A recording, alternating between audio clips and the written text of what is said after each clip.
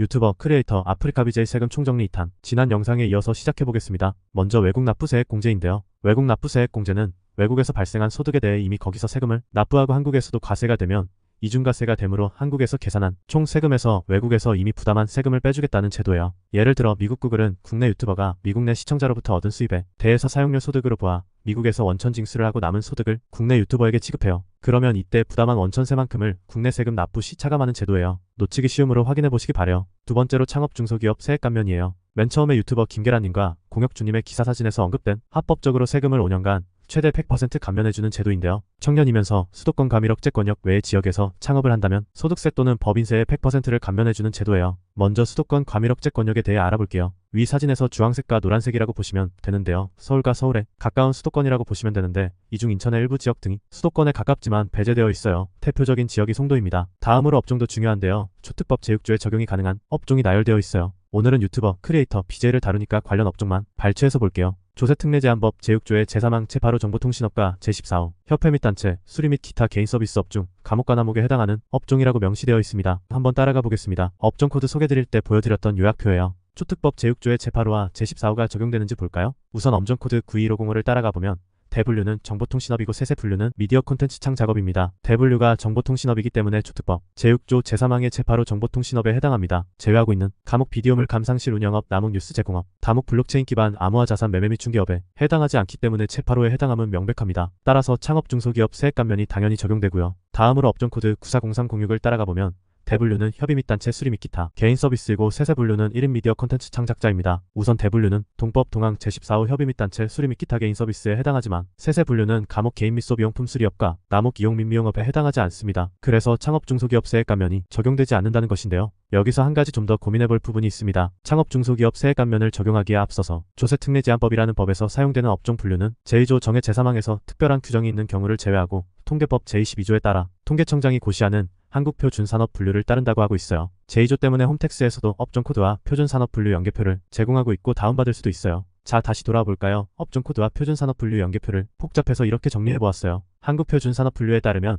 업종 코드 91505와 940306은 동일한 표준산업 분류 코드를 쓰고 있고 대분류도 정보통신업으로 분류되고 있어요. 다시 한번 생각해볼 문제입니다. 혹시 940306 코드를 적용하고 계시고 도움이 필요하시다면 여기로 메일이나 문자를 남겨주세요. 다음으로 고용증 대세액 공제입니다. 주로 91505 코드를 적용하신 유튜버, 크리에이터분들에게 해당하는 세제 혜택인데요. 전년도 대비 상시 근로자 수가 증가했다면 1인당 위 금액만큼 세제 혜택을 받을 수 있어요. 자, 다음으로 비용관리 측면에서 간단히 말씀드릴게요. 비용관리는 사실 유튜버 등 말고도 일반 사업자에게 공통적으로 해당되는 내용입니다. 먼저 직원 인건비를 지출하셨다면 비용으로 처리할 수 있어요. 직원 관련 식대 등 경비도 포함해서요. 단, 가족에 대한 인건비 지출은 실제로 근무를 하셨다면 문제가 되지 않지만 근무하지 않은 가족에게 지급한 인건비는 향후 세무조사 시 인정되지 않을 수 있으므로 주의가 필요해요. 다음 영상 컨텐츠 제작 관련 지출은 먹방이라면, 식대, 퀴즈라면, 장난감 등 해당 컨텐츠 제작을 위해 실제로 지출한 비용이라면 가능해요. 다음으로 사무실 임차료 및 각종 공과금도 모두 비용 처리 가능하고요. 합방 시 지출된 인건비도 마찬가지입니다. 그리고 거래처 관련자 분들에게 지출한 경조사비도 청첩장, 모바일 청첩장, 부고문자 등을 구비해 두신다면 건당 20만원 한도 내 비용 처리가 가능해요.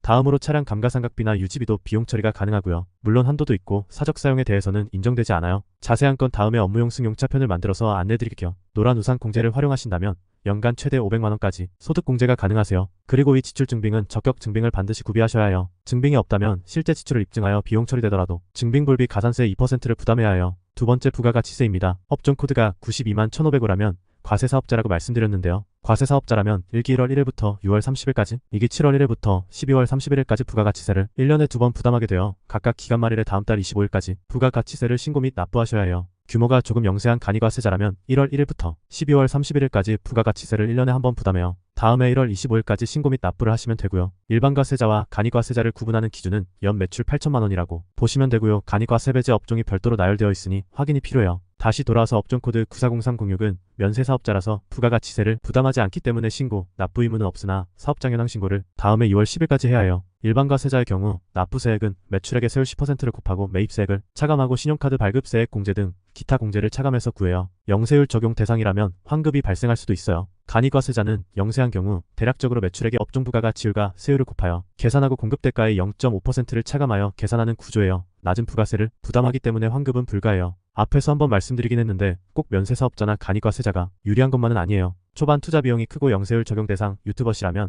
업종 코드 91505 과세를 선택하시고 일반 과세 사업자를 선택하시는 것이 세금 부담 측면에서는 유리할 수도 있답니다. 원천세는 4대 보험 근로자나 프리랜서를 고용하신다면 발생해요. 먼저 4대 보험 가입 근로자라면 매달 직원들의 인건비 원천세를 급여 지급일에 다음 달 10일까지 신고 납부하셔야 하고요. 반기별로 1월부터 6월까지, 7월부터 12월까지 각각 다음 달의 말일까지 반기별 간이지급 명세서를 제출해야 합니다. 그리고 연말정산을 2월에 진행하게 되실 것이고요. 1년에 한 번 다음 연도 3월 10일까지 연간 지급 명세서를 제출하셔야 해요. 다음으로 프리랜서를 활용하셨다면 매월 원천세 신고를 다음 달 10일까지 하시고 간이지급 명세서를 인건비 지급한 다음 달 말일까지 제출해야 해요. 그리고 연간 지급 명세서를 마찬가지로 다음 연도 3월 10일까지 제출해야 해요. 이제 알쓸신잡 세금에 대해 몇 가지 안내드리고 오늘 영상을 마무리해보겠습니다. 첫 번째, 부가세 일반 과세 사업자, 유튜버라면 무조건 영세율이 적용될까요? 화면의 두 가지 요건을 만족해야 해요. 국내 사업장이 없는 외국법인, 외국인으로부터 외국환 은행을 통해 외화로 송금받아야 해요. 앞에서 MCN을 잠시 말씀드렸었는데요. 만약 유튜버가 MCN을 통해 수익을 정산받는다면 영세율 적용이 될까요? 안타깝게도 영세율 외화를 MCN이 받아서 정산해준다 해도 유튜버가 원화로 정산받았다면